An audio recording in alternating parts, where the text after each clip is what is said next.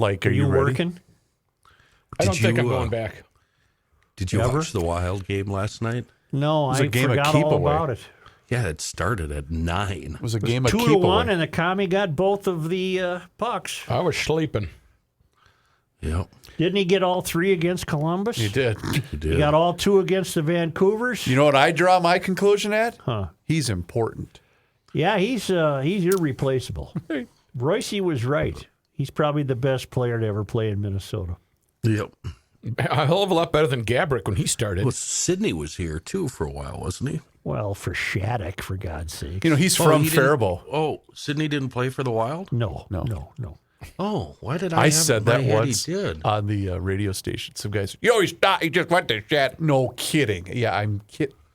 Fratelloni's Hardware and Garden Stores. Like, are you ready? Don't say that. Kenny, did Chris, you get your haircut? seriously, I don't won't. do that. I'm sorry. Kenny, did you It get your really haircut? makes me angry. I did. I cut it myself a week or so ago. Fratelloni's Hardware and Garden Stores. Did you get everything? I got everything, man. Use a mirror? And a spotlight.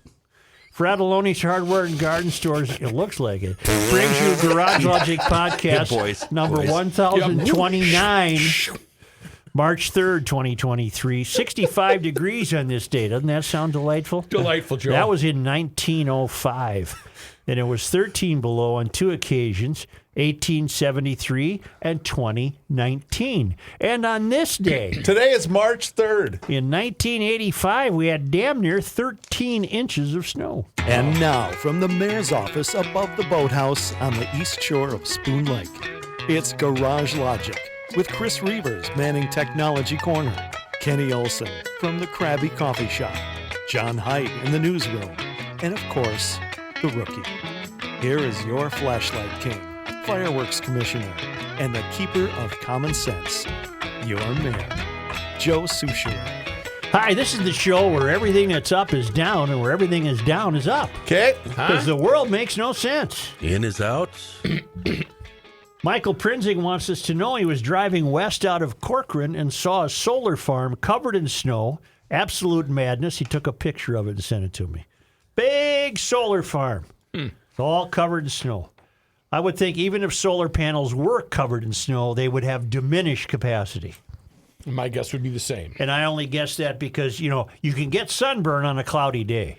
Yes. Right. Let me see. I'm going to look Isn't that that up. the old wives' tale? Well, I think it was I've got sunshine on a cloudy day. I saw the same thing at the solar farm near St. Cloud on 94. I'm wondering why they don't have somebody that just goes out there and takes care of that. Isn't that a good point? According to energy.gov, researchers at test centers have shown that solar can still successfully generate electricity in snowy areas and other harsh environments. A dusting of snow has little impact This on... wasn't a dusting. Yeah, what I saw wasn't a dusting. It was I was 4 or gonna get 5 there. inches. Did we interrupt you?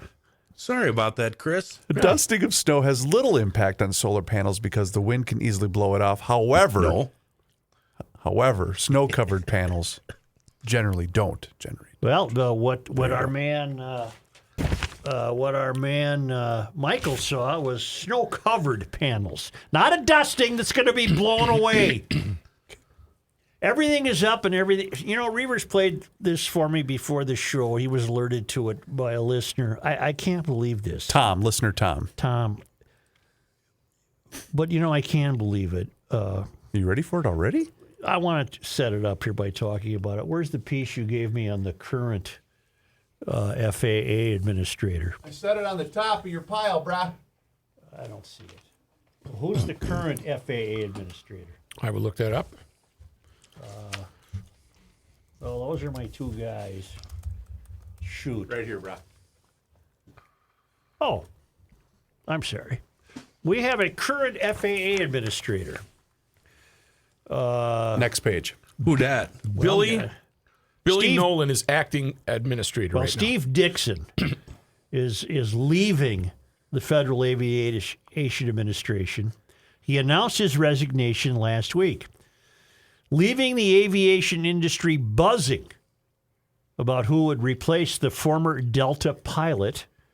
Boy, that was comforting to know that we had an FAA guy who was a pilot. Guy that worked his way up. now. Yeah. And perhaps one of the most critical regulatory positions on the planet. Yes. That stands to reason. That's fair.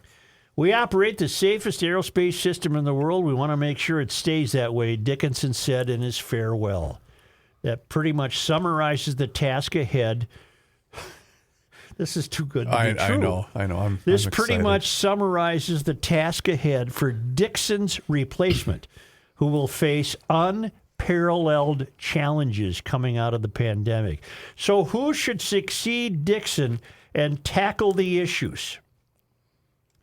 At least 4 names are being mentioned, according to aviation sources. The names include Deborah Hersman, the former chairman of the National Transportation Safety Board, Bradley Mims, deputy administrator of the FAA, Sully Sullenberger, the U.S. Airways hero pilot, who was confirmed in December to be the U.S. representative on the Council of the International Civil Aviation Organization Board. Who's no longer able to walk Sully. through airport security because of his brass pair. And then there's John Boccieri, a United Airlines pilot and a former U.S. congressman from Ohio.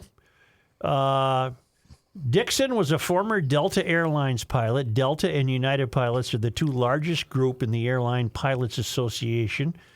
And this goes on to say, I'm trying to just determine if Dixon was on the job 2.5 years, and that might have been the toughest 2 years in the business because of the pandemic.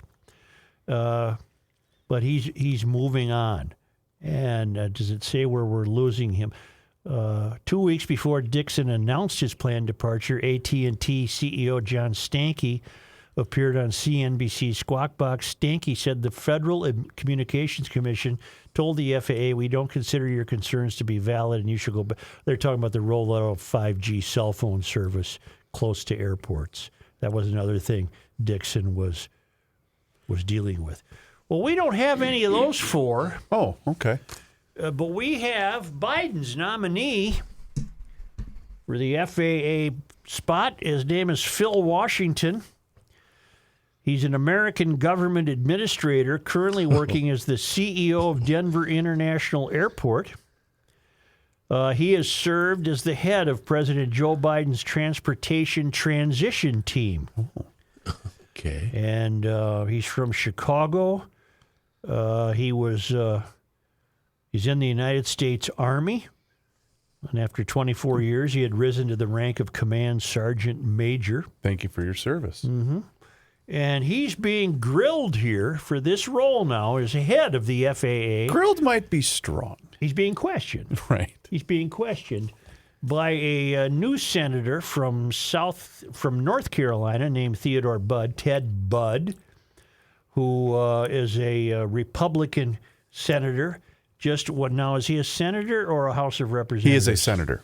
And he's newly elected to that job. He was in the House. And I don't know much about this fellow named Ted Budd, but he's in the position now of questioning Biden's appointee, Phil Washington. So, Mr. Washington, can you quickly tell me what airspace requires an ADS-B transponder? Not sure I can answer that question right now. That's okay. We'll just keep going. So that's a pretty important part. So what are the 6 types of special use airspace that protect this national security that appear on FAA charts? Sorry, Senator, I cannot answer that question. Okay, so what are the operational limitations of a pilot flying under basic med? Senator, I'm not a pilot, so...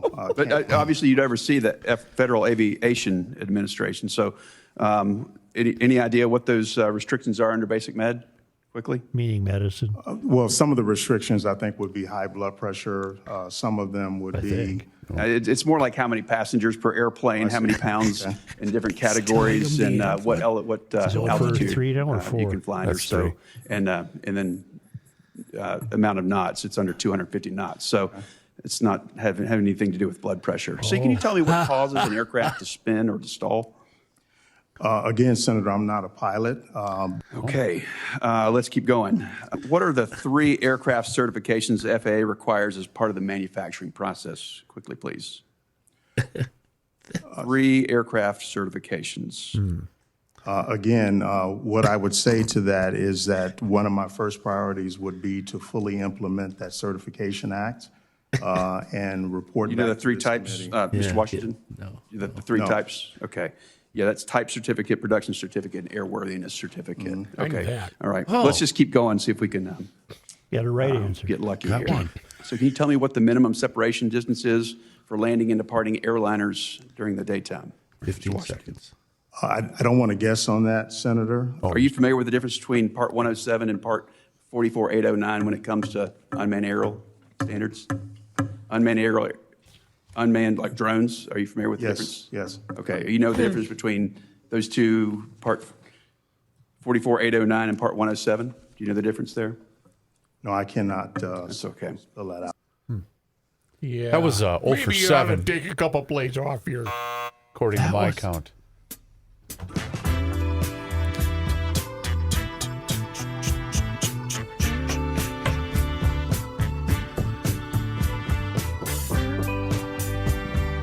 Bum, bum, bum, bum, bum. It was almost like it was a skit. It's almost like an SNL skit back in the days when they were good. Yeah. Well, we should be able to take comfort in that. I mean, look at the job Pete Buttigieg has done. It's so ironic that he didn't know the distances between arriving planes and departing planes, the safe distance, because that's been in the news prominently lately, are all these near misses at airports. Now, granted, he's going to be in some gated office someplace and have nothing to do with arriving planes and departing planes, but it's just ironic that that's in the news. But it does give you a little glimpse into the level of incompetency that we are dealing Do with. any of us know? My No, guess but is we're also not 30 up for the seconds. job. Isn't it? They're talking about from wheels up to touchdown, right? Wheels off the ground to wheels on the ground. I would imagine so. What is that turnaround? It's less than a minute. But here, what I would tell you is, in the unlikely event I was ever nominated to be the FAA You'd probably head, study up. I probably would maybe do a little homework. Right. Yeah. You know, maybe I'd go in there with some knowledge. It's just I don't know what to say. I don't know what to say. I do. We're bleeped. On all levels, from Maybe all there is directions. Is he some. the most qualified candidate? Well, maybe I was just going to say maybe there's some facet of life in which Mr. Washington would be the best in the game.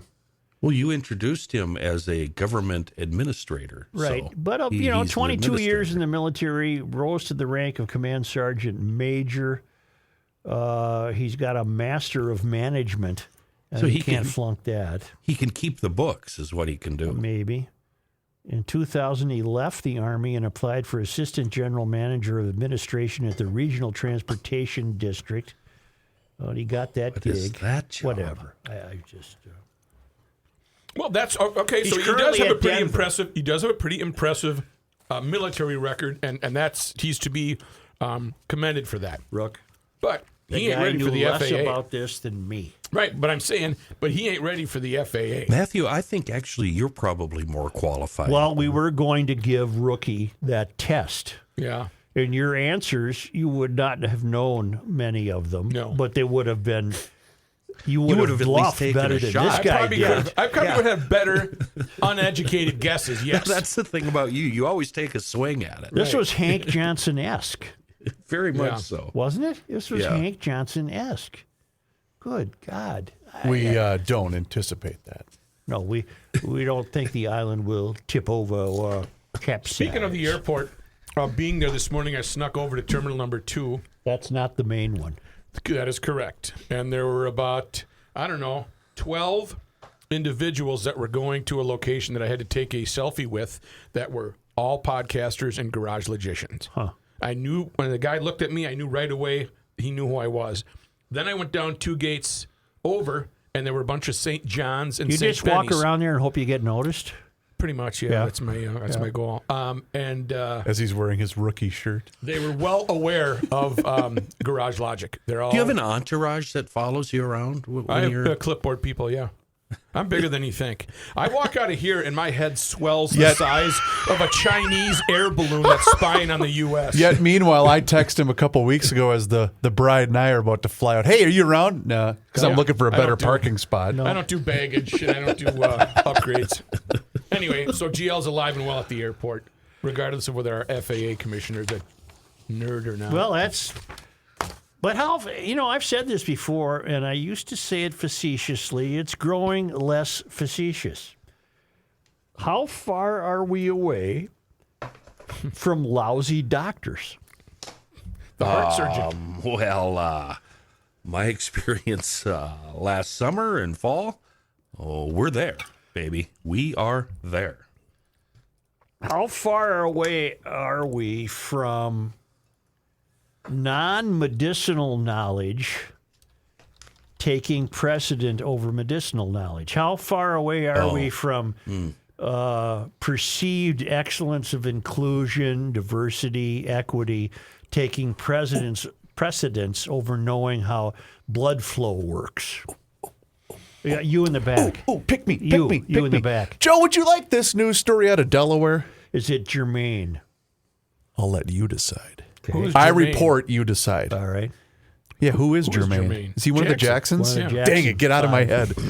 Delaware just announced, Joe, that they're going to lower the passing score on the bar exam in a push for racial diversity. It's not supposed to be the barrier, they say. In other words, knowing the law shouldn't be a barrier. Why let that get in the way? Was it Jermaine? Yes. Thank you. Joe, what was your question after the doctor's thing? Something about medicinal, non-medicine? I think cultural ideologies and stuff you can't flunk will take precedence over biology courses. I'm trying to figure out a way to formulate the answer in terms of COVID. Well, you might cut them all. You might cut the medical world a break on COVID because they're still struggling to understand what they were dealing with. For those of you wondering, this was announced by the Delaware Supreme Court. But how many nurses, doctors, PAs, etc., were fired or run out of their jobs because they didn't get the jab? Is kind of my angle I'm coming at that. Yeah. I don't know where to take you on that, but that was the introduction of the government controlling medicine Yeah. and saying not the introduction, No, you're right. sustaining of the government saying what. Well, or even public opinion. Well, look at the controlling it. grief Jensen took as Yes. a doctor, Right. And is still taking it, by the way. Yeah. merely because his own opinions didn't square with what he was being told they should be.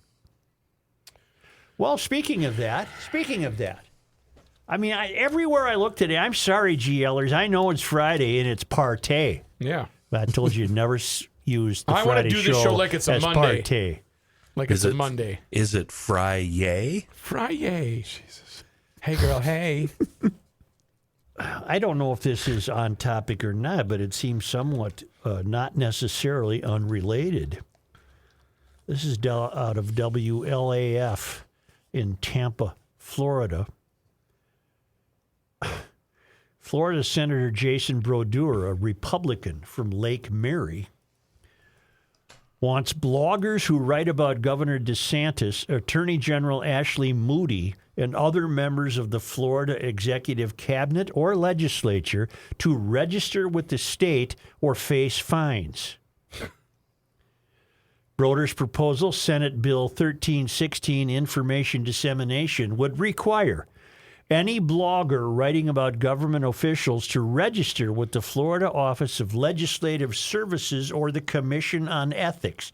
In the bill, Brodeur wrote that those who write an article, a story, or a series of stories about the governor, the lieutenant governor, a cabinet officer, or any member of the legislature and receives or will receive payment for doing so must register with state offices within 5 days after publication of an article that mentions an elected state official. If another blog post is added to a blog, the blogger would then be required to submit monthly reports on the 10th of each month with the appropriate state office. They would not have to submit a report on months when no content is published. For blog posts that concern an elected member of the legislature or an officer of the executive branch, monthly reports must disclose the amount of compensation received for the coverage, rounded to the nearest $10 value. If compensation is paid for a series of posts or for a specific amount of time, the blogger would be required to disclose the total amount to be received upon publication of the first post in said series or time frame. Additional compensation must be disclosed later on. Failure to file or register, if the bill passes, would lead to daily fines for the bloggers with a maximum amount per report, not per writer, of $2,500. The bill also requires that bloggers file notices of failure to file a timely report the same way that lobbyists file their disclosures and reports on assessed fees. Fines must be paid within 30 days of payment notice unless an appeal is filed with the appropriate office.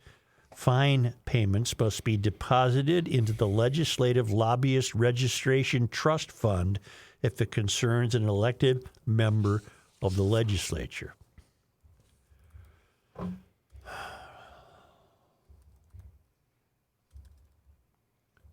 Explicitly, the blogger rule would not apply to newspapers under Brodeur's proposed legislation. What? Huh.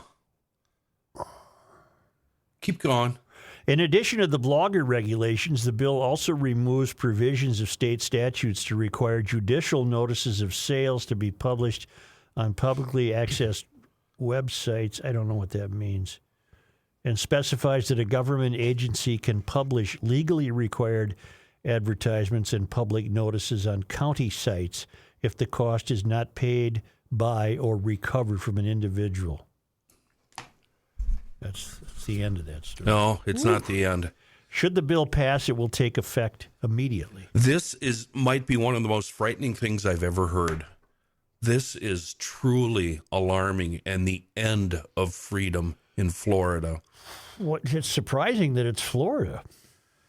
It really is, and it's proof that conservatism and republicanism are two separate things getting further apart every single day. Farther apart, further, both. Further apart every single day. Farther is time. Farther. The Republicans do not represent us anymore. This bill is frightening. This is government-controlled media. Didn't we go through the same sort of kind of thing with the Biden administration early on, the first couple of months? Mm-hmm. Well, let's try to... No, okay, let's do it. Let's try to figure out what... I don't know, Rook, call this person. Call Florida Senator Jason Brodeur, Brodeur. Just like it sounds. You know why this is happening. I mean, I can speculate why. I bet you I'm not wrong. Well, what's your He got his speculation? feelings hurt. Maybe. He got his feelings hurt by a blogger. A young kid, 47. Call him. Okay. Does it list what he's done for a living? 47's young. Nice. Or you can't. You don't have a phone. Give the number to Reavers. I'm trying to figure out what rationale we could come up with that would be plausible. This isn't plausible in any... You're restricting free speech. You're now paying to speak freely. And if this happens on the political scale, it's going to end up going across the board, and it'll come up here, and you will be subject to this. Fines and suspensions. HBI and all their properties and all the podcasts that she has around the country will be susceptible to this kind of fines or suspensions, tax or whatever they want to call it. Well, that's a hill I'd die on. Yeah, hell yes, I'll die on it. Right. Yeah. He's a Republican. Yeah, we know that. We're going to take a break, and you provide Reavers with the telephone number. Okay. There we go. But first, I'm going to tell you Bunga bunga. where to go All right. to get your taxes done. Okay. You're going to go with the best, aren't you? Well, you better, because the government will come and get you. You don't want to go with Tax and Go or Tax City. You want the best, and that's Linda Keller. And if it says tax buffet, You don't No. want no. No. I don't think Linda started as tax buffet. She's just been doing it the right way for a long time. 20 plus years in the business. She's a GLer and she's the best. Keller Tax Services. She prepares all types of returns for all types of professions and businesses, and for all types of dum-dums. Me and Kenny are going to get our taxes done with Linda. She's also perfected the virtual tax appointment, either via video or phone, and it's safe document exchange options, both encrypted and secure. It's the confidence of a professional with the convenience of staying right at home. She also has weekends and Saturday appointments available, but if you're going to do that, call now because the Saturdays always fill up fast. So get your appointment booked today. Competitive pricing to do-it-yourself software. That flat fee also includes state income tax return, e-filing of all returns, and direct deposit of any refunds. So call today, 320-352-0013. That's 320-352-0013, or visit her website, KellerTaxService.com. Get that appointment booked today and tell her you heard about her here on the Garage Logic Podcast.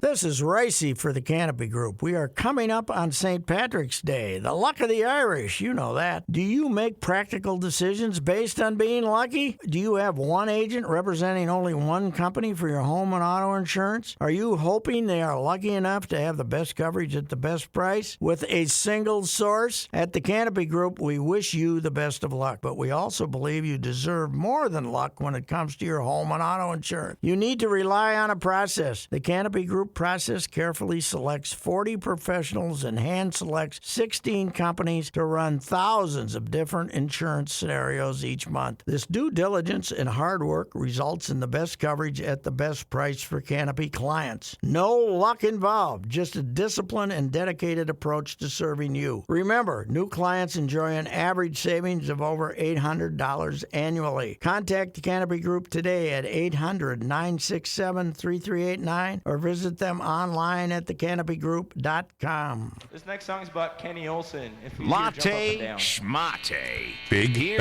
Joe backyard. Cicerone. Miss this band every day. Good guys. Tri-State Bobcat, also good guys. They're coming into spring with some deals that are absolutely amazing.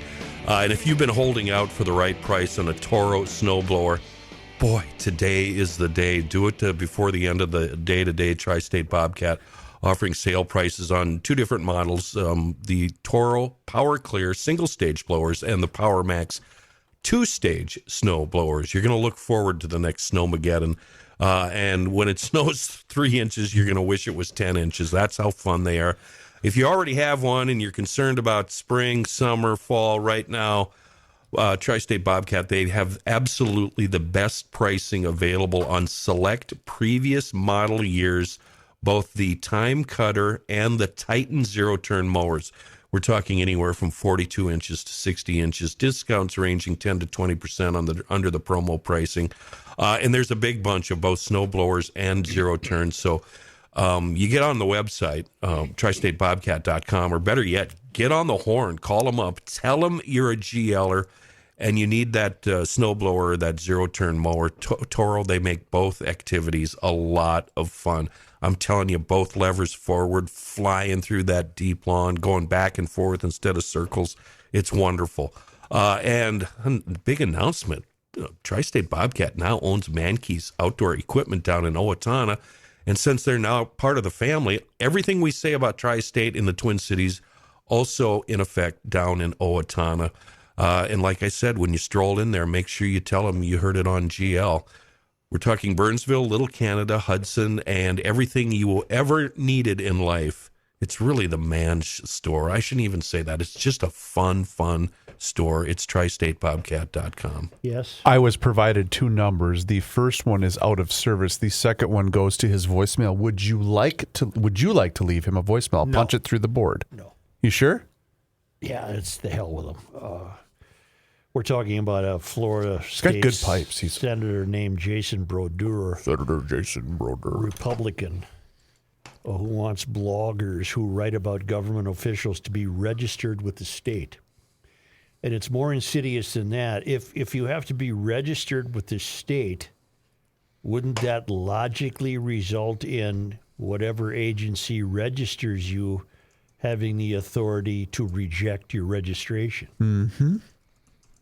Well, that's dangerous. Isn't that already somewhat taking place with the press corps and who can ask a question in a press setting right now? I've given up believing in anything about the press corps. Those are just third rail people that have nothing to do with the rest of us. This has got to just be protecting DeSantis because he doesn't like getting ripped. Well, it's terrible, and here's my prediction: it will not get passed. It will not get passed. I believe the same thing about ban the lawnmower bill in the gas-powered lawnmower bill in Minnesota. It will not get passed. The caveat, though, is it won't get passed this time. These challenges, the weight of these challenges are getting heavier and heavier. I don't think Florida will go for this this time. I don't think Minnesota will ban all gasoline-powered lawn and garden equipment this time. But this is who we're dealing with. We're dealing with people who have the temerity to introduce this stuff. There was a time in this country when it would have been laughable for Heather Edelson, laughable for her to suggest that we should get rid of gasoline-powered lawnmowers and garden equipment. Well, the problem is that's no longer laughable. You mean laughable across the board. Now there's a lot of people that agree with that. Yeah, we laugh. Yeah. But then we've seen the development of people who say, that's not a bad idea. Because they say the same thing about automobiles and trains and airplanes and everything else. Now, along those lines, I have an interesting note from Paul Root, who says, "Hail the Flashlight King." Hail you! I am unaccustomed to receiving a reply to an email to my elected representative that isn't explaining why I'm wrong. But now that I'm out of the 7-county area and in Wright County, I got a nice note, and I'm getting weekly updates on the legislative process and how the DFL is running roughshod over the rules.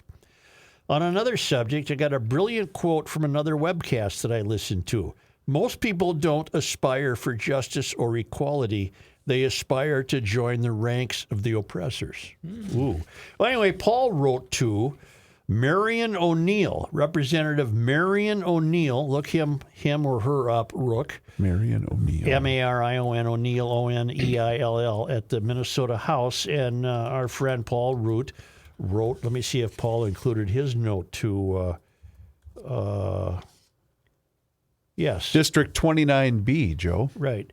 Well, what Paul wrote was, don't replace gas with electric. Representative Marion Neal, I am writing to you today to ask that you please do not follow the lead of California and ban the use of gas-powered equipment. There may be a day when electric tools can match the power, efficiency, and longevity of gas equipment, but that day has not yet come, especially in Minnesota. Electric lawnmowers, leaf blowers, and hedge clippers may work on small yards in Minneapolis or St. Paul, but the current technology is completely inadequate for larger yards in the suburbs, exurbs, and greater Minnesota. I can't imagine how any outdoor business or farm could get along without gas-powered equipment. The thought of cleaning up after a damaging tornado with electric chainsaws should give anyone supporting this bill pause. The bill's authors wisely left snowblowers off the list of banned power equipment, but it's clear by their intent they will be added in future legislation. I fear outboard motors, ATVs, jet skis, snowmobiles, and generators will be added as well. I also oppose separate legislation banning gas-powered Zambonis in Minnesota's hockey arenas. Our rinks are still recovering from the cost of updating cooling systems due to previous government mandates. The state of hockey cannot afford another misguided government policy. Technological advancements always find their way to the consumer in a healthy marketplace.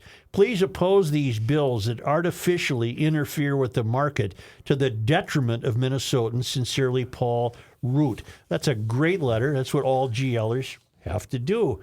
And here's the return from Marion O'Neill. Do we have any information on Marion yet? House of Representatives, a Republican. She represents 29B, which includes Buffalo and Monticello, parts of Wright County. attended Bemidji State University, graduating with the BS in Applied Psychology, and Regent University, graduating with an MA in Counseling.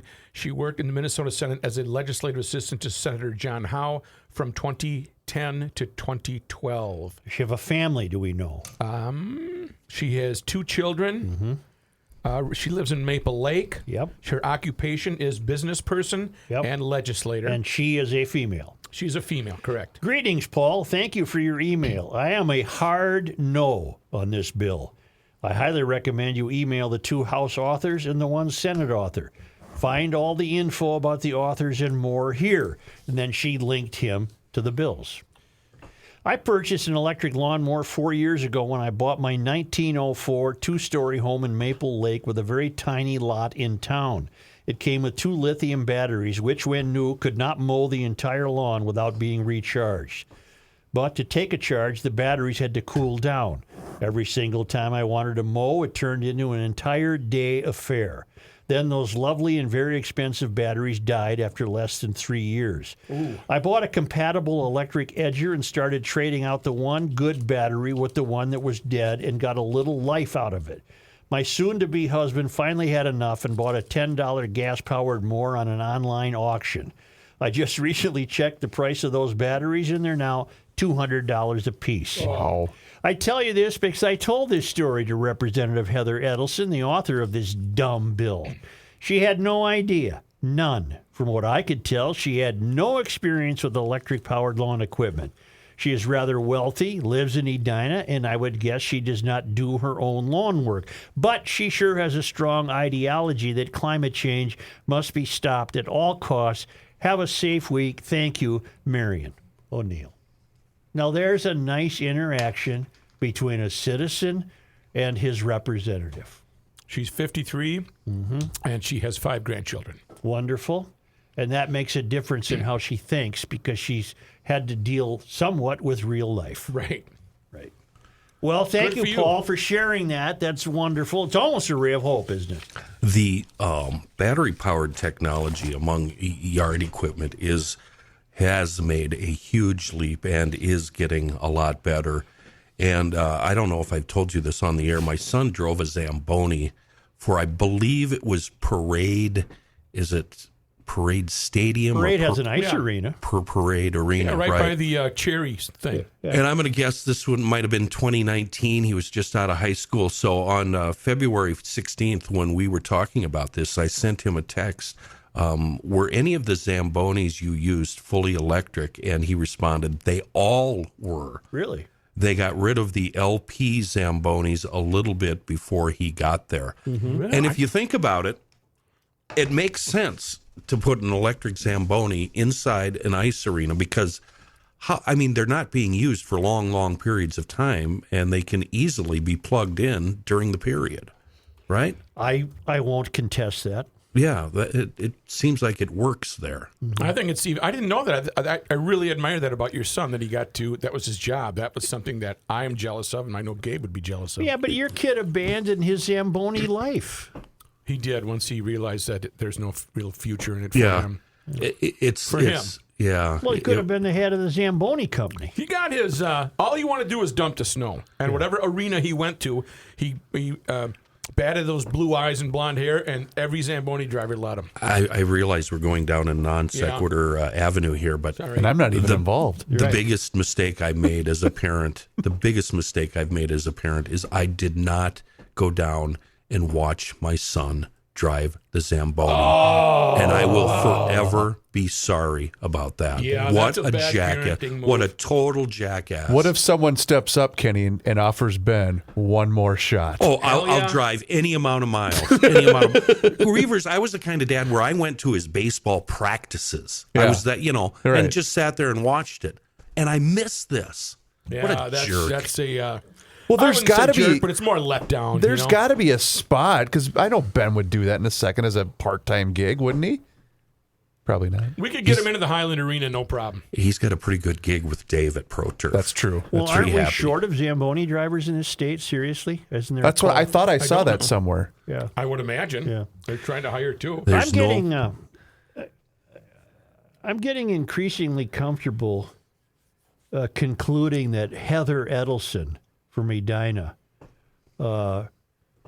just has consumed all the Kool-Aid and really doesn't have a clue about yard work or garden work or mowing the lawn, and did not take into consideration the extraordinarily significant ramifications of her bill. That's why I don't think it'll be passed this time. My feeling is she uses the Hanlon's razor. Mm-hmm. She's just stupid. I think she is, Joe. I think she is. Heather, I think you're stupid for writing that bill. Then you were joined by Jerry Newton, and then you got Omar Fateh in the Senate, who also strikes me as a guy who's not spent a lot of time doing yard and garden work, and also has consumed the Kool-Aid because he sees it as a way to get more money. And so I don't trust anybody who came up with the bill on the House side or the Senate side. I trust none of them. They don't know what they're doing, and their actions are ruinous if it should pass. I don't think it will this time. The actions of Jason Brodeur in Florida are ruinous to a free country. Reavers might be right. He's nursing a grudge. Or the word went out from DeSantis, cover my ass. I don't want these bloggers talking about me and Disney anymore. And that won't pass this time. But what kind of country? We're watching a tailspin, and we're trying to grab the controls and right the nose of the plane here, but we're struggling. Block that metaphor, as they used to say in the New Yorker magazine. Block that metaphor. Can I play the role of our missing member today? Sure. This DeSantis and this bill kind of reminds me of something a certain other politician would have done when he was the president. Yeah. And I desperately want to believe in DeSantis, but he keeps doing things that make me pause, that give me pause. And if you're a GLer and you just heard that, address your mail to John Haidt. Right. Even though I said it. The only thing electric that works well that I'm concerned with is an electric bike. You think so? Well, they got them. The Bentelli e-bikes at EcoFun, other brands of electric bikes, really improves your biking mileage. Because, you just pedal along. If you need the assist, you flip a lever and bing, bang, boom. You're passing people. And you shout out, passing on the left, and you get a little tweet of the horn there. Tweet a little horn there. They have the scooters that turn urban errands into adventures. They have the youth recreational ATVs, the golf carts, the exotic motorcycles and scooters. Just really, what a fun store. 2 locations, EcoFun Motorsports in Forest Lake. You're going up 35, exit on 97, go west about a block or 2, and boom, there it is. Store opened last summer. Great service in there, great apparel, helmets. Then if you're down Burnsville way, it's on the service road near County Road 42. EcoFunMotorsports.com, a great website. Check the website out alone and see why you're going to be tempted to make a visit to EcoFun. Right now, they'll store anything you buy until the weather clears. Great people. Tim had that golf cart I want at the golf show. That thing was cool. It is a very cool golf cart. So check it out. We ain't whistling Dixie here. This is the real deal. EcoFunMotorsports.com. It's not the season, it's the time. It's not the season. But I will tell you this, folks, no matter what season we are in, you need to make sure that your furnace is working properly, your air conditioning unit is working properly, and if it's making funny noises, it might be time for a tune-up. Now, you may not have to completely replace it. It might just need some love. Well, get that love from Welter Heating. Ray and Welter Heating, online at welterheating.com. Again, I can't stress this enough, and this is exactly what they want to stress. They've been around for 4 generations and 100 years. They've won the Angie's List Super Service Award. They're going to be up front. They're not going to try to make money off you and go away and go to the next town. They've been here 100 years. They're probably going to be here 100 years more. They've seen everything from A to Z on your heating units and your cooling units. So trust a local company that's been around. 612-825-6867. 612-825-6867. 877. They'd love to know that you heard about this ad on the Garage Logic podcast, so give me some love in there. So if you want to schedule an appointment, go online and do it right now, or go ahead and call them if you want to. WelterHeating.com. Make sure your shelter is heated or cooled by Welter. Are you ready for Fun Friday? I'm trying to hear the song.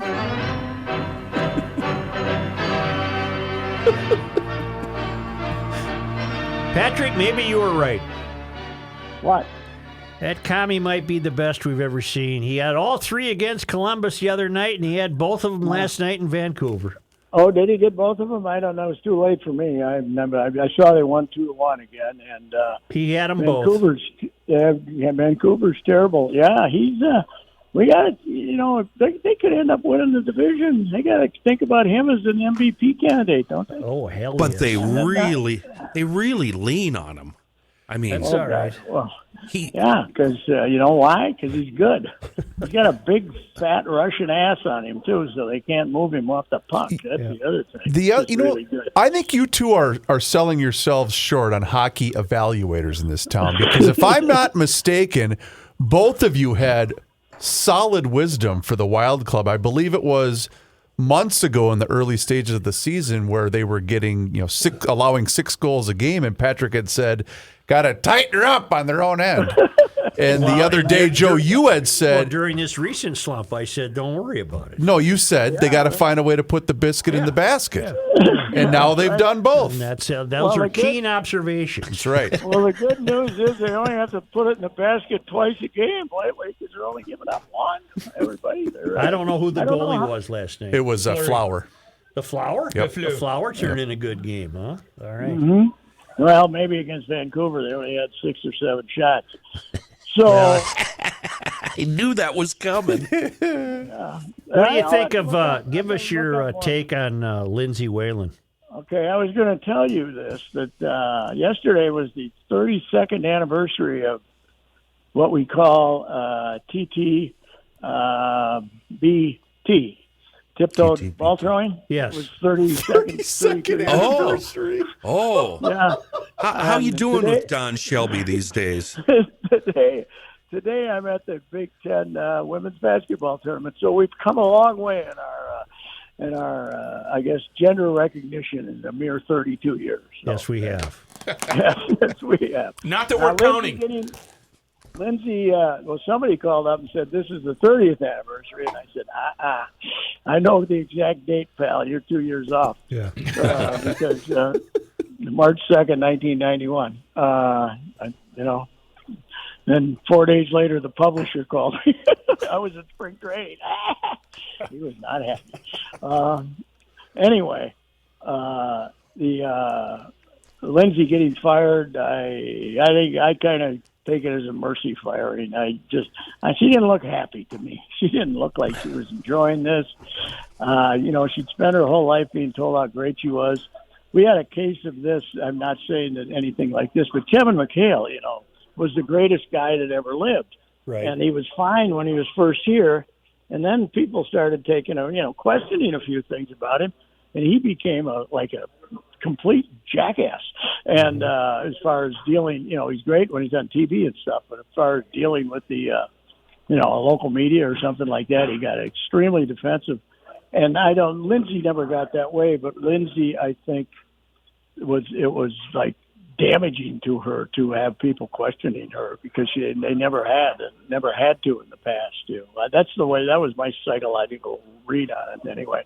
Now Coyle was a complete dummy for firing her yesterday instead of waiting until Monday when the Big Ten tournament was out of town for goodness sake.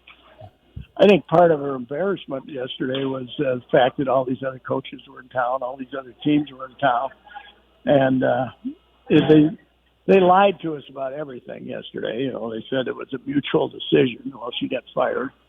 And they also told us that she was meeting with her players and coaches, and that's why she couldn't make the press conference. And actually, she just kind of broke down on the way up there, and she admitted that on Twitter, that she just kind of broke down, and that's why she didn't feel like she could go to the press conference because of that. So they basically lied about everything. Mm-hmm. She's going to land in Coyle's office for a couple of years as an assistant. Yeah. She's supposed to try to raise name, image, and likeness money, but maybe not. I heard a rumor that she might be going back to the Lynx in some capacity. So it's just a coincidence that she signed up for as long as her contract was. I guess they just threw that out. She's going to get paid till April 12th, 2025. That doesn't mean she has to go to work. So, all right. Are you there now at the tournament? I'm in the back in the press room. Yeah, I got something else to do. I'm going to watch the Iowa girl, Caitlin Clark, who's fantastic. She's a relentless scorer and a cutthroat basketball player, and she's a lot of fun to watch. She's in the 5:30 game, though. Nobody showed up to play at the Honda last week, but they all showed up to play at Arnie's deal. Yep, because it's a designated event. Yep. And I was going to actually talk to Hollis about not being a designated event and what this means, because they've made it, they've changed the rules to make it even more obvious that you're a third-rate tournament. But Hollis had to inform me that that it is not official yet, and they can't talk about it until after a guy like him can't talk about it until after they meet with the PGA Tour next week at the Players. So okay, he can't talk about. But yeah, how about the fact that they basically are stealing the LIV thing and no cut? Right. Did you see that for next year? No cut. I did not see that. No cut. 70, I think, field from either 70 to 78 players and no cut. Huh. For eight designated events, and that doesn't include the Players and the four majors and the FedEx tournaments and those others. But there's 8 of the weeklies, which are maybe 25 of them. 8 of those 25, there won't be a cut. So. How can a guy like Bryson DeChambeau, not that I miss him terribly, but how can he look at that Arnold tournament and that beautiful course and all those players and think he's better off? I don't get it. Yeah, I don't either. I mean, they had somebody told me that their viewing audience for their first event last week, nationally, LIV was 300,000. I couldn't find it on TV.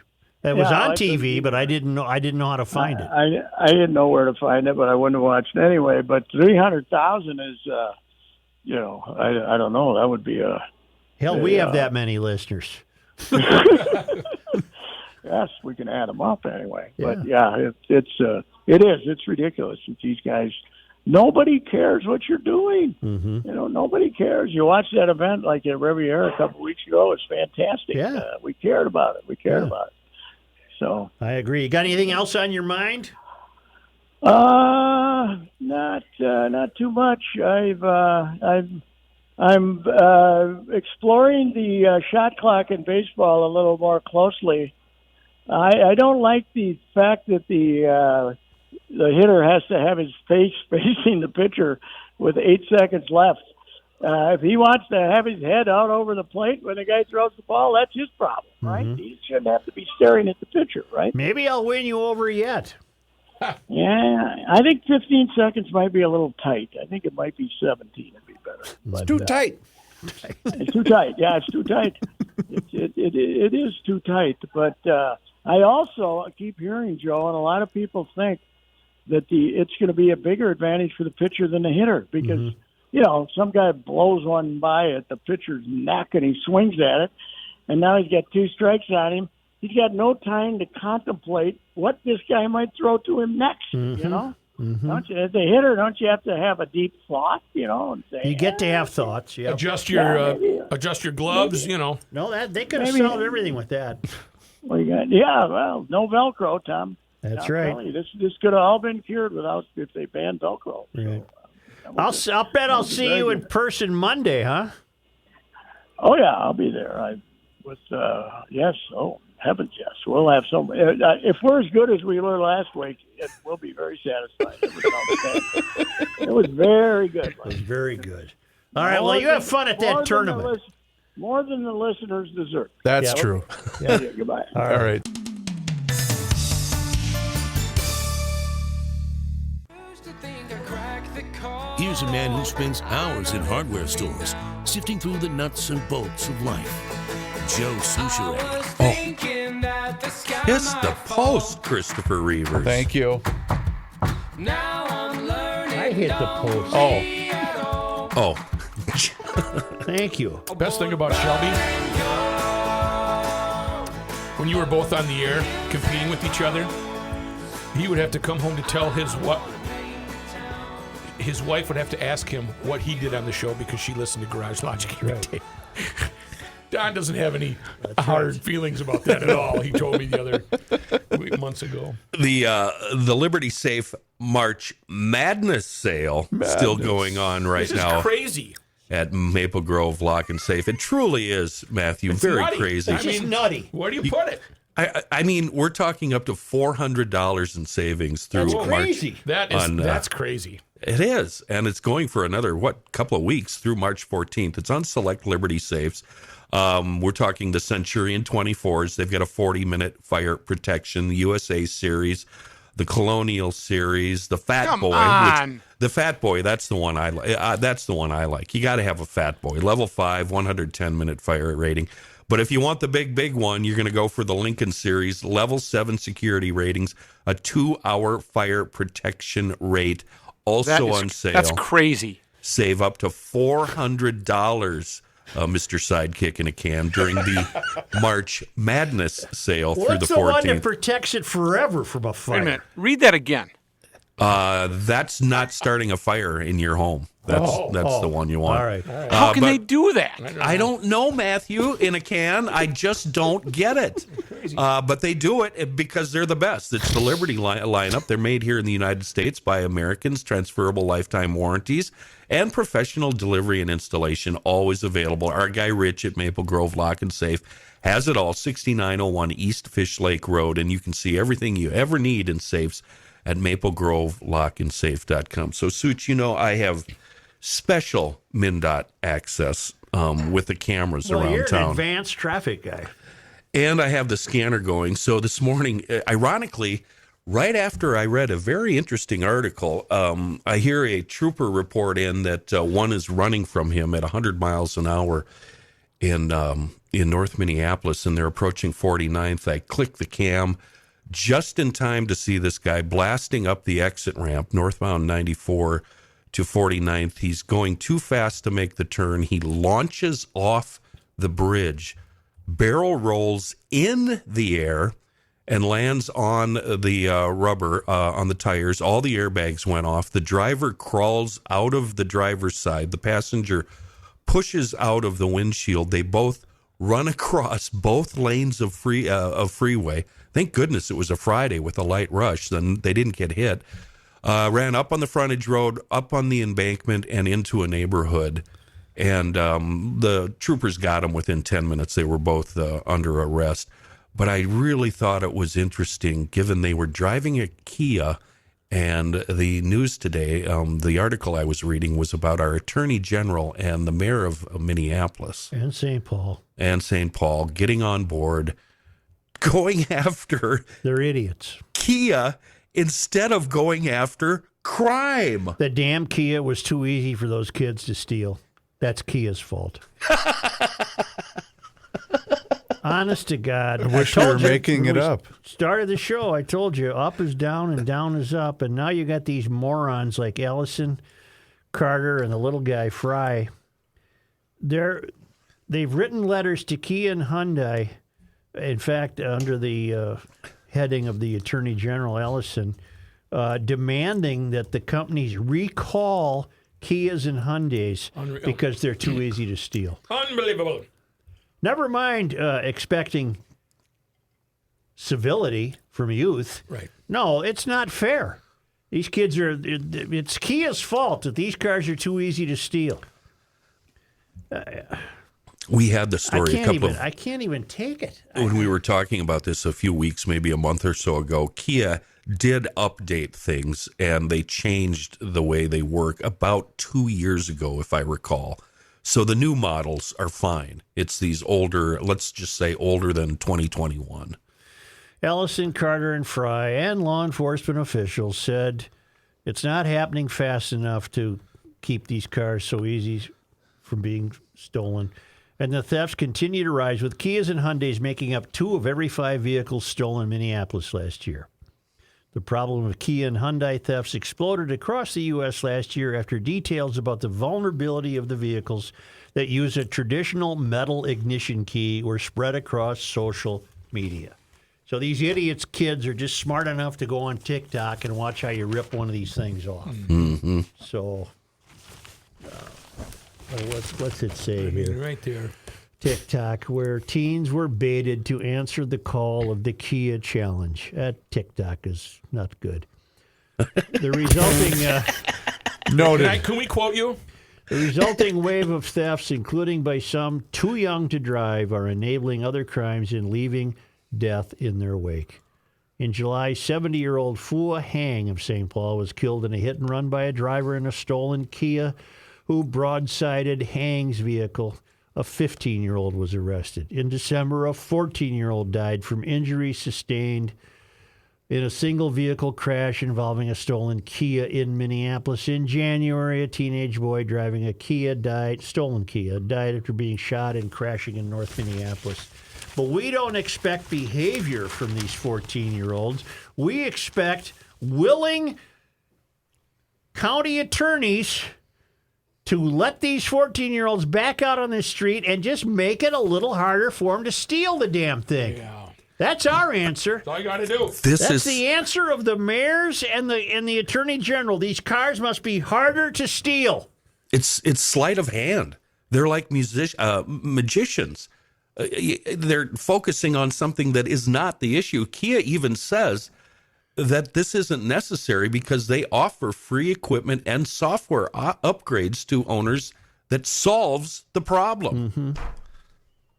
Well, it tells you that everything down is up and up is down. The mentality and the worldview and the ideology of the political class, the closer you get to the country's tallest buildings, is that the criminals are the victims. In this case, they're the victims of heartless automobile manufacturers who have simply created some automobiles just too easy for 14-year-olds to steal. That's the mindset of these idiots. Mm-hmm. And so they're going to use the attorney general, who was just in concert with them, to write letters to the manufacturers. What's he going to do? Threaten to sue them? Right. What can they do? And then we get all this statistical stuff about how many of them are stolen, and it's only an 836% increase of stolen Kias and Hyundais in 2022. No. In Minneapolis, 2,340 Kia and Hyundai thefts were reported in 2022, an 836 increase over 2021. Wow. 836% increase.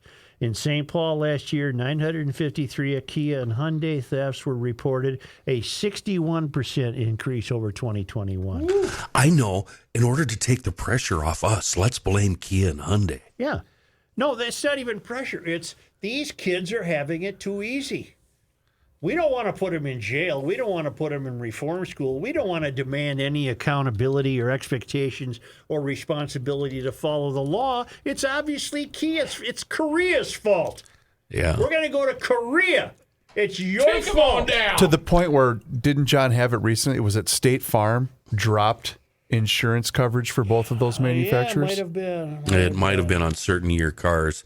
And not only has Kia Hyundai offered to the hardware and software fix, they've also, and I didn't realize this, sent free steering wheel locks to police departments that have asked for them. And a Minneapolis police spokesman said that more than 250 such locks had been picked up by owners of the vehicles in Minneapolis. Yeah.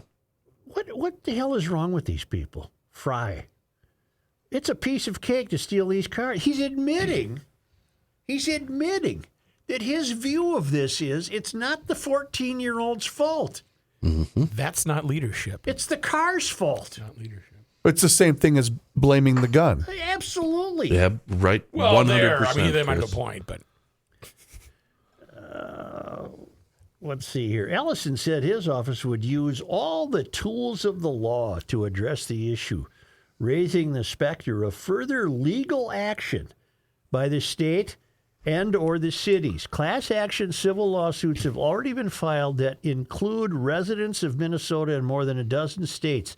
Several major cities, including Seattle and Cleveland, have sued or are publicly considering it. We're evaluating our options, said Keon Dusty, a spokesman for Ellison.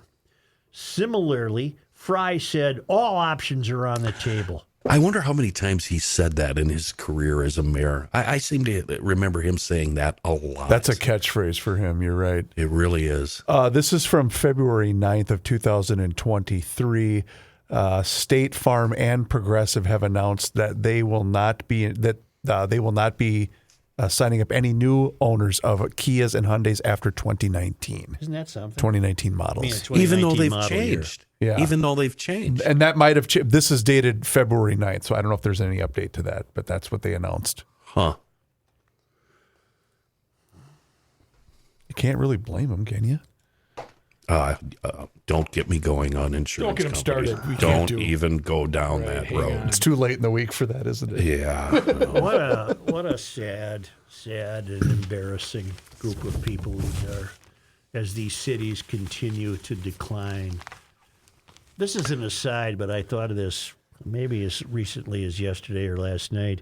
But I've said to you that the worse the news gets, the lighter the news, the worse the conditions in the world become. Yes. The worse the conditions in the Twin Cities become, the more meaningless the local newscasts, or the national for that matter. And I got to thinking, they even keep up this false cheerfulness about how fun it is to come downtown and dine. Oh, yeah. And, go to snow sculpturing events or whatever the hell's going on. And they're completely ignoring that, well, you better not show up in a Kia. Or come after 6 p.m. Right. I mean, you're either going to get shot or have your car stolen. And it's just this false front of cheerfulness, just the way they reacted to the surplus. Oh, look what we've accomplished. Minnesota's economy is strong. No, all you've accomplished is you've allowed these clowns to grow the government by $18 billion a year, which will take funding in perpetuity. And now we're going to blame Kia and Hyundai. I guess because both of them have corrected this problem, right? From what we read a month or so ago, yeah. Yes, but the Kias that are out there have not been corrected. Right, but they, like I said, hardware, software, and steering wheel locks. And think of think of the typical owner of a 2018 Kia. I'm going to draw a rash generalization, and it's admittedly rash, but they would be susceptible to agreeing to blame someone else for the theft of the car.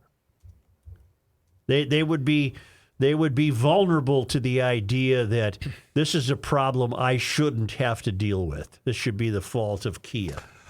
How do I phrase this? I jumped to a conclusion about Kia while searching for a used vehicle for the roommate. They're cheaper, and they don't last as long as, say, a Honda or a Toyota. You don't see a lot of these things with 200,000 miles on them, and when you go to buy them new, they're very affordable. So I think people with very, very tight budgets that's their customer base. Right. That's all I've learned about Kias. And you just don't see any for sale with 225,000 on it, and you see a lot of CRVs for sale with 200K. Who's Genesis? Is that Kia or Hyundai? Oh, I don't know. I can look it up. I have no idea. I thought that was Phil Collins. No, Genesis I think that's Hyundai, but I'll verify in the that. beginning. Well, I need that verified because God the created. Genesis is making some high-end stuff. Are they? Oh, God. Oh. Well, Genesis... Hyundai. It's Hyundai? Hyundai. It's Hyundai makes Genesis, apparently, and that's the equivalent of, Toyota makes Lexus, and Nissan is Infiniti, and Honda is Acura, and Hyundai is Genesis. Okay. I don't know that Kia's got a... I don't think so. I don't know, but They The are Carp. headquartered in Seoul, South Korea. The Kia Carp, top of the line. Kia Carp. But they have the Genesis, the like G70. Oh, I mean, it's that's what Tiger was driving when he broke his legs. Oh. And that vehicle got the crap beat out of it. Because Genesis sponsors the LA Open at Riviera, which is still Tiger's still the host of. And at the auto show, I was impressed by the Genesis line. We go there every year. they're nifty. They're Tell me nifty. something. Since we're talking cars, Yeah, what do you want to know? Love I've talking noticed cars. with the Elon Musk cars, the I don't like those. Teslas, They look like dolphins. how come they don't have any badging on them? They got a little, mystical cross in the back. A little. They do? Yeah, a little T that looks kind of Roman in nature. Whatever happened to the car that's on the side? Impala. Yep. That's what I need. Yep. You want flames Well, down the doors. They all look so much the same. I need to see who's making them. The days are gone where you can look at a car 200 yards away and know exactly what it is. They all look alike. Or there's a funny story about that snail that was at the dealership and wanted a bunch of S's Look put at on that the car. escargot. That's right, Yeah, Matt. look at That's a that very escargot. up-to-date joke, isn't it? Every second grader listening right now is laughing. I can't let this go. I know we should be moving timing. along. Yeah, let's get her done You've here. been sitting on that one a while, haven't you, Matt? Yeah, I've been looking to work it in. The regressives have gotten to the Toronto Raptors NBA team. Oh, yeah. The regressives What's got 'em. going on? What do we got? Well, the Toronto Raptors posted a video celebrating Women's History Month. That's great. I didn't know it was Women's History Month. I thought it was Black History. Was it March? By asking 3 members of the team what made women run the world. Uh-oh. However, the answers got criticism, and the team is walking back the video because the regressives spoke. What? How bad was The it? 13-second video asked via a graphic, Beyonce said girls run the world. Why do you think that's true? Precious Achua, they got a player named Precious Achua, answered, they birth everybody. While Malachi Flynn said, they're the only ones who can procreate. And Scotty Barnes said, all women are great because they're all queens. Well, then the regressive said, no, you're wrong. Men can give birth too. God And bless Toronto, America. and see, we don't have anybody in this world that's willing to say, go bleep yourself. Right. And the Toronto Raptors should have said, let's see, who operated? The organization agreed with the criticism as the video was deleted. We're an organization that prides itself on doing the right thing when it comes to inclusion and representation. And we made a mistake, the team said. Our sincerest apologies to our players, our staff, and our fans. We will work to do better today and every day after. I don't know who they were reacting to unless it was literally social media posts. Oh, they got POP'd, point of privilege. Mm-hmm. But they didn't say, go bleep yourself. No. They caved. No. They caved. I will never be interested again in the Toronto Raptors, not that I ever was. I don't know a thing about the Raptors. I didn't know they had a player named Precious. Yeah, I didn't either. Did you know that, Reeves? I didn't know they had a player named Precious. Precious Achua. Didn't they just win the title a couple of years ago? I don't know. The Torontos. A friend of mine, a coworker of mine, got POP'd on Twitter recently. She made a reference. I believe it's Matthew, you know this. Is there somebody out there, an artist named Sam Smith? Yes. Yes. Yeah, he does weird He's outfits. the devil suit? The Yeah, red he does suit? weird outfits. And she referred to Sam Smith as a he and immediately got POP'd because Sam Smith, his pronoun evidently is they, them. Oh. Go bleep yourself. So she was chastised Wow. publicly for that. Wow. I do have a note from Dave Isbemer, who said the bride and I had an enjoyable couple of weeks wandering the countryside of Texas last month. It was warm, the people were friendly, and the beer was cold.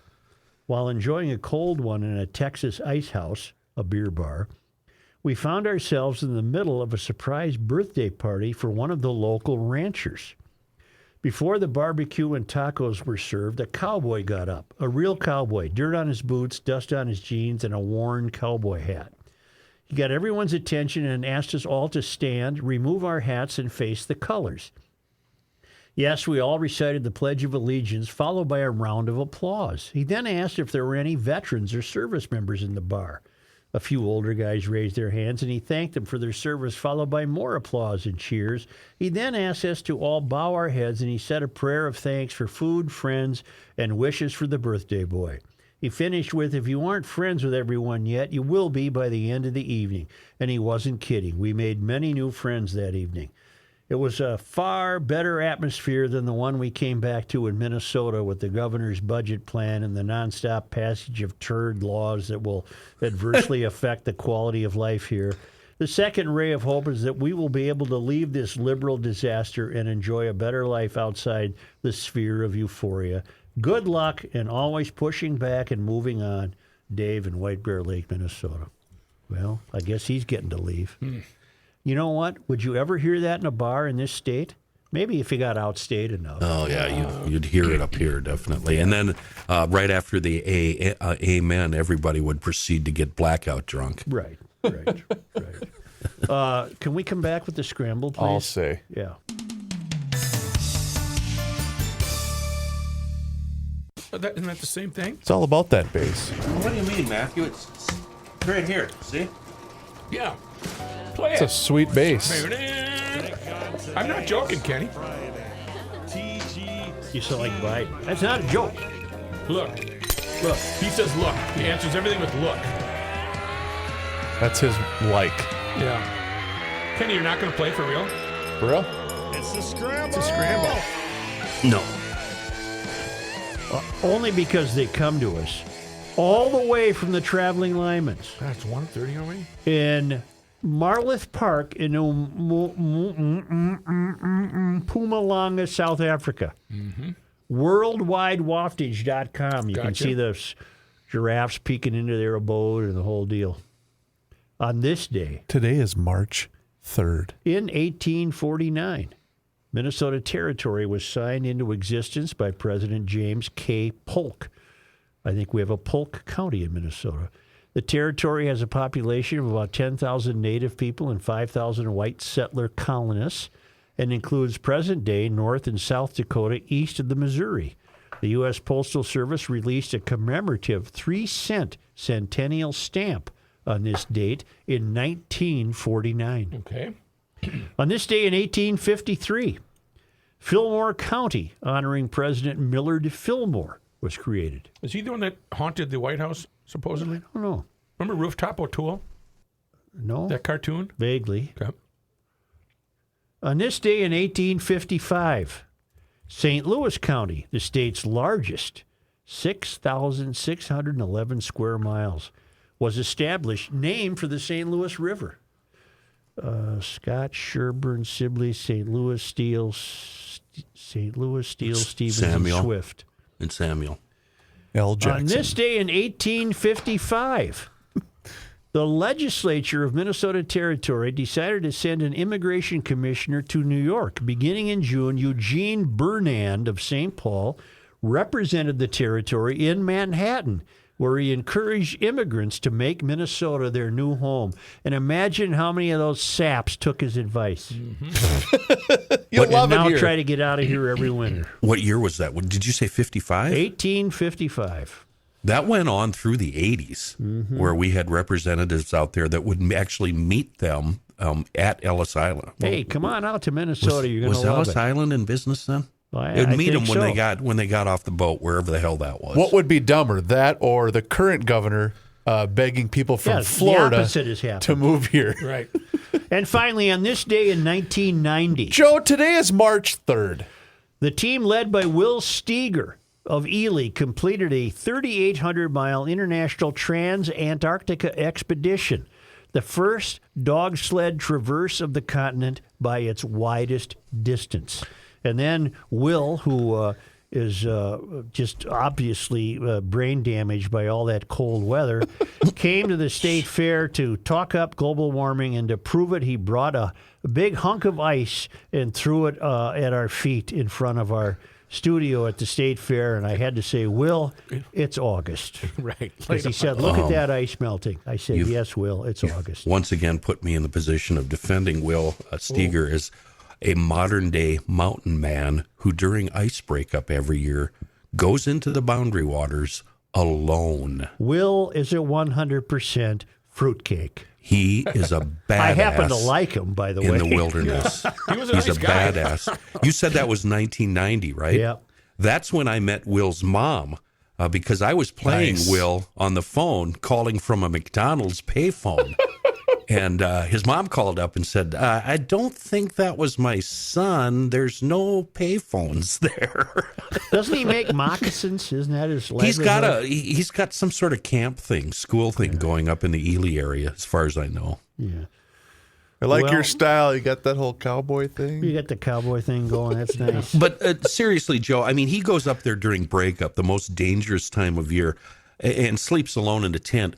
I don't see you lasting Not more anymore. He's about 90. I don't see you lasting 15 minutes in a tent outside of your front door. Never claimed that I would or could. Don't have any interest in sleeping in a tent. Yeah, same here. Yeah.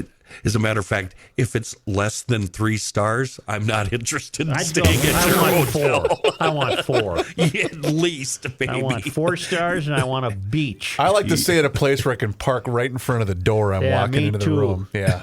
The no-tell motel. So I can see where the car's at. That's right. It's right there. Except if it's a Kia or a Hyundai. Right, then it's you going to get look stolen. out, it's gone. It's gone. But you got a mayor in town, and Couple both of them. towns, and an attorney general to say that ain't the criminal's fault. Nope. That's the car manufacturers are responsible for that. Thank you, GLers. Thank you, GLers, for choosing this podcast that possibly you found on PodMN on your smartphone. That's a library of podcasts that you can choose from. If you ever get bored with this one, you can switch them up and, figure it out for yourself, will you? If you want to go to YouTube and subscribe to the Garage Logic page, what is that? It's a landing The site? Garage Logic YouTube channel. Channel, that's what it is. Yeah, you can sign up. There's some good stuff on there. Chanel.